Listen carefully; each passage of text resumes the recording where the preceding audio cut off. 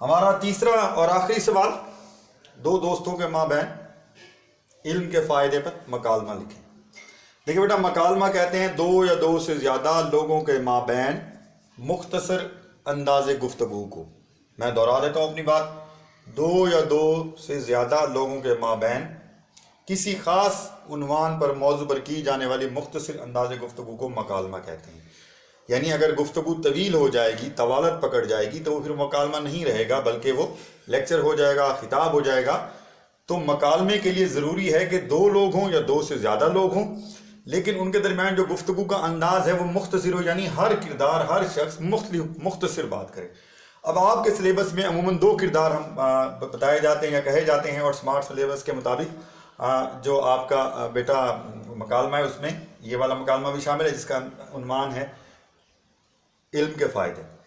بیٹا اس سے پہلے کہ ہم اس طرف چلیں، تھوڑا سا آپ کو میں اس کی ٹیکنیک بتا دوں، اس کا طریقہ کار بتا دوں۔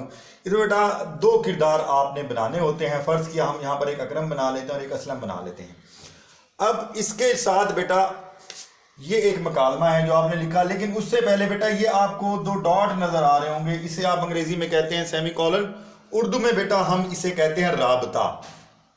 کیا کہتے ہیں؟ ہم اسے کہتے ہیں بیٹا رابطے کی علامت۔ اور یہ علامت بیٹا مکالمے میں لگائی جاتی ہے، یہ اس لیے آپ کو بتانا ضروری ہے، یہ غلطی بہت سارے بچوں نے کی بھی ہے اور اب میں امید کرتا ہوں کہ اگلی دفعہ نہیں ہوگی۔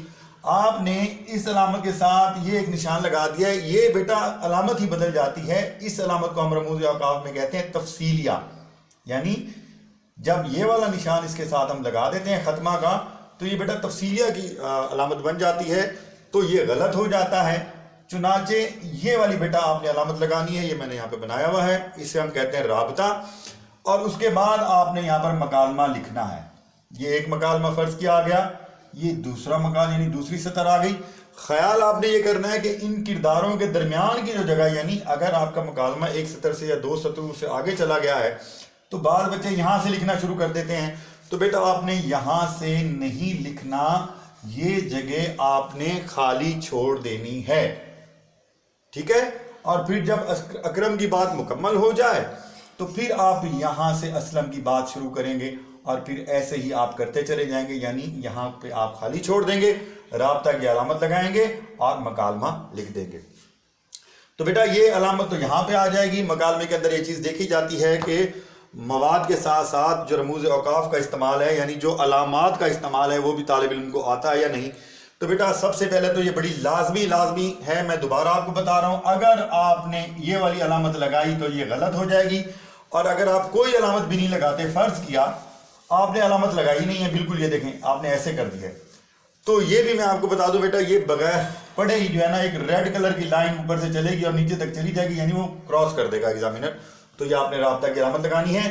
اس کے بعد بیٹا یہ والی علامت یہ میں یہاں پہ بنا رہا ہوں، یہ بیٹا فرض کیا آپ نے لکھا ہے السلام علیکم، تو آپ یہ والی علامت لگائیں گے، اسے ہم کہتے ہیں ندائیہ یا فجائیہ۔ یہاں پہ یہ ندائیہ کے طور پر استعمال ہوئی ہے۔ اب یہاں پر ایک تو بیٹا جہاں پر مخاطب کیا جائے گا، پکارا جائے گا، بلایا جائے گا، وہاں پر یہ علامت لگے گی۔ ساتھ ہی یہاں پر ایک اور غلطی کرتے ہیں بیٹا، آپ جب سلام لکھتے ہیں تو آپ لکھتے ہیں اس طرح سے، یہ بیٹے غلط طریقہ ہے۔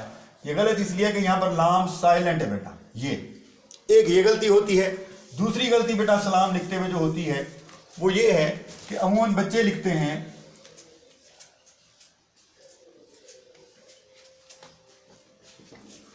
ہمیں لگتا یہ ہے کہ یہاں پہ واو ہے، تو یہ بھی غلط ہے بیٹا، یہ واو نہیں ہے بیٹا۔ یہاں پر جو واو کی آواز آتی ہے اس کی وجہ یہ ہے کہ میم کے اوپر، جس طرح آپ نے 10th کلاس میں 10ویں میں اعراب پڑھے ہیں بیٹا، میم کے اوپر پیش ہے، یہ جو پیش ہے بیٹا یہ واو کی آواز بن جاتا ہے اور یہ السلام علیکم بن جاتا ہے۔ اس لیے یہ دو غلطیاں جو یہ بچے کرتے ہیں، اور یاد رکھیے جس مکالمے کا سلام ہی غلط ہو، ابتدا ہی غلط ہوگی، تو ایگزامینر کے اوپر ایک غلط تاثر جاتا ہے کہ اس بچے کو نہیں آتا، اور وہ آگے جا کے اسٹرکٹ ہو جاتا ہے اور آپ کے اچھے خاصے نمبر جو آ رہے ہوتے ہیں وہ مارے جاتے ہیں۔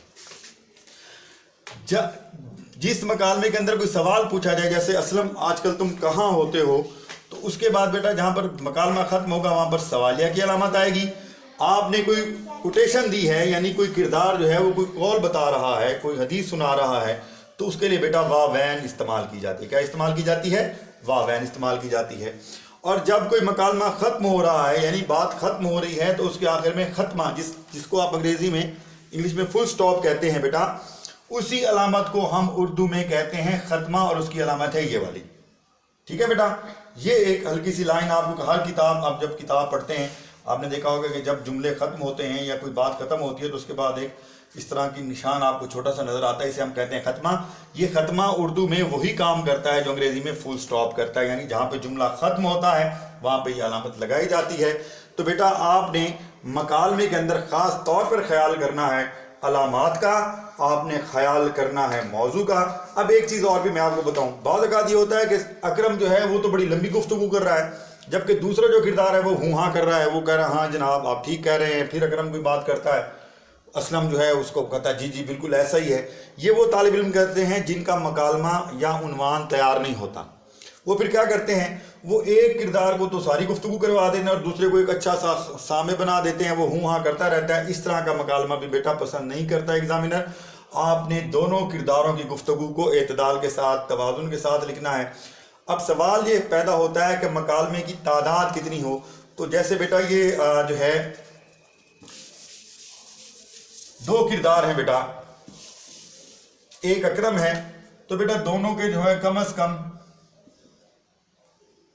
15 تو ہونا، دونوں کے 15 مکالمے آپ ڈالیں گے، یعنی 12 سے 15 دونوں کے اگر ہو جائیں، یعنی 13 مطلب 13 14 15 یہ ہو سکتے ہیں، میکسیمم 13 15 کر دیں۔